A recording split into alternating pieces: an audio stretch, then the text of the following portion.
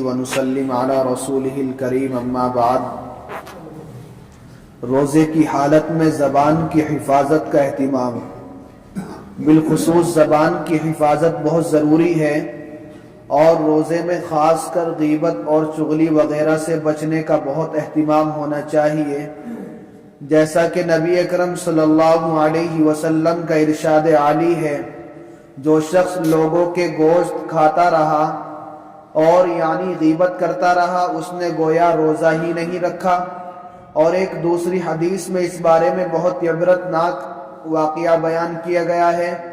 ملاحظہ فرمائیں، حضرت صلی اللہ علیہ وسلم کے آزاد کردہ غلام حضرت عبید رضی اللہ عنہ فرماتے ہیں کہ دو عورتوں نے روزہ رکھا، تو ایک شخص نے حضرت صلی اللہ علیہ وسلم کی خدمت میں آ کر عرض کیا کہ اللہ کے رسول، یہاں دو روزہ عودار عورتیں پیاس کے مارے موت کے دہانے تک پہنچ گئی ہیں۔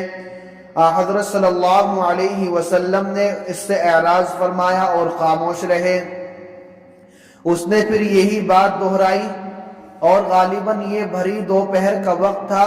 اس نے عرض کیا کہ اللہ کے نبی صلی اللہ علیہ وسلم، قسم بخدا وہ دونوں عورتوں نے مرنے کے بالکل قریب پہنچ چکی ہیں، مقصد تھا کہ آپ انہیں افطار کی اجازت دے دیں۔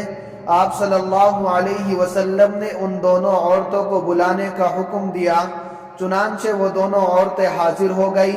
راوی فرماتے ہیں کہ پھر ایک پیالہ یا ٹپ لایا گیا، اور نبی اکرم صلی اللہ علیہ وسلم نے ان دونوں میں سے ایک سے فرمایا کہ اس میں قے کرو، تو اس نے پیپ یا خون اور گوشت کی قے کی، یہاں تک کہ آدھا پیالہ بھر گیا۔ پھر آپ صلی اللہ علیہ وسلم نے دوسری عورت کو قے کرنے کا حکم دیا، چنانچہ اس نے بھی پیپ اور خون اور تازہ گوشت کی قے کی، حتیٰ کہ پیالہ بھر گیا۔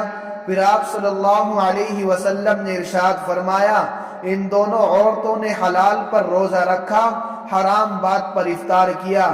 یہ دونوں پاس بیٹھ کر لوگوں کا گوشت کھاتی رہی، یعنی غیبت کرتی رہی۔ العیاذ باللہ۔ اس واقعے کی روشنی میں ہمیں اپنے کردار کا جائزہ لینا چاہیے، اور روزے کو ہر طرح کے قولی و عملی گناہ سے محفوظ رکھنے کی فکر کرنی چاہیے۔ کتنا عبرتناک واقعہ ہے، اس سے ہمیں بہت زیادہ سبق لینا چاہیے، اور سبق اس طریقے سے لیں کہ جب ہم کسی دوسرے کی چغلی یا غیبت کرتے ہیں تو ہم اپنے مردار بھائی کا گوشت کھاتے ہیں۔ کون پسند کرے کہ میں اپنے مرے ہوئے بھائی کا گوشت کھاؤں؟ کوئی پسند کر سکتا ہے؟ مرے ہوئے بھائی کا گوشت کھانا کوئی بھی پسند نہیں کر سکتا۔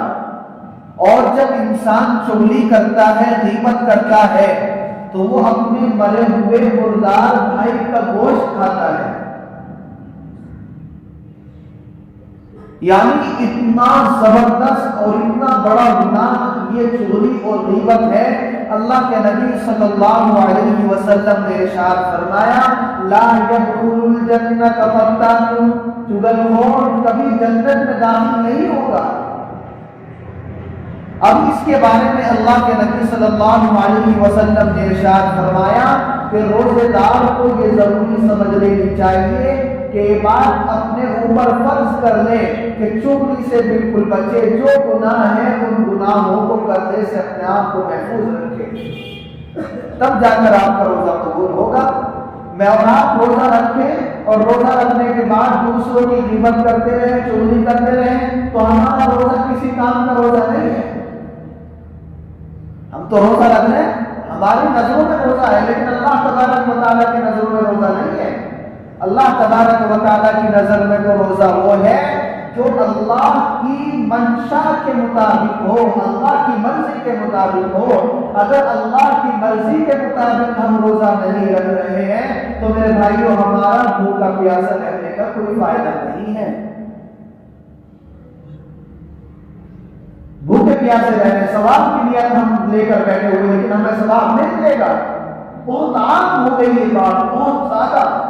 انسان اس کو گناہ نہیں سمجھ رہا بالکل، یعنی غیبت کو چغلی کرتا ہے، گناہ کرتا ہے، گناہ کو گناہ ہی نہیں سمجھ رہا۔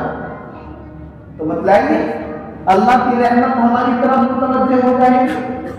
رمضان کا مہینہ ایک اتنا زبردست اور اتنا بہترین مہینہ ہے کہ اس کی خوشی الگ ہی دکھائی دیتی ہے، اس کا منظر الگ ہی دکھائی دیتا ہے، اس کی رونق الگ ہی دکھائی دیتی ہے، لیکن ہمارے گناہوں کی وجہ سے اس کی رونق بھی چھن گئی ہے۔ میرے اور آپ کی گناہوں کی وجہ سے وہ رونق بھی نظر نہیں آتی۔ اب سے 20-25 سال پہلے دیکھیں، رمضان کا مہینہ آتا تھا، لوگ کاموں کو چھوڑ کر اللہ کی طرف آ جاتے تھے۔ رمضان کا مہینہ آتا تھا، لوگ اپنے کاموں کو اور دکانوں کو بند کر دیا کرتے تھے ایک مہینے کے لیے، کہ اللہ کا مہینہ ہے، اللہ کی عبادت کا مہینہ ہے، ہم اس میں اپنے کام کو چھوڑ کر صرف اللہ کی عبادت کریں گے۔ ایسا ہوتا تھا، لیکن اب نہیں ہو رہا۔ اب تو ایسا ہو رہا ہے کہ کام بھی کریں، نماز بھی چھوڑیں، قرآن بھی نہ پڑھیں، دین کے کام بھی نہ کریں، روزہ بھی نہ رکھیں۔ اس کی ہم نے اتنا قدری کر دیا رمضان کی۔ تو بتلائیے اللہ تبارک و تعالی ہم سے خوش ہے، ناراض ہے؟ اللہ تبارک و تعالی سے دعا کرو، اور میرے بھائیو دعا کرو اللہ سے کہ اللہ تو خوش ہو جا ہم سے۔